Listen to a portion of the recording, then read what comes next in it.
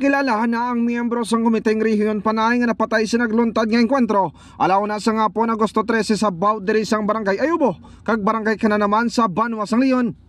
Sa interview sang Radyo Bandera Iloilo kay Police Lieutenant Danilo Noca, ang officer in charge sang Leon Municipal Police Station, iyagin pahayag ang babayi ang ginkilala kay Rebecca Aliparo, 55 anyos, kag residente sang Barangay Bagakay, Tigbawan, Iloilo.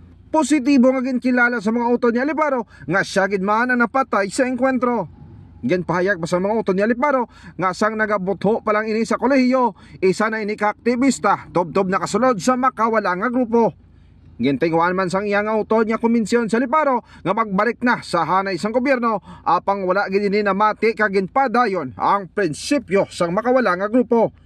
Ini matapos nga nakabato ng otoridad sang impormasyon nga may katapos ng People's Army ang nagapatigayon sang extortion sa lugar, rason niya gilayon nagresponde ang tropa sang gobyerno. Si Aliparo, ang opisyal sang Southern Front Komiteng Rehiyon Panay, kag na-designar bilang finance officer kag political instructor.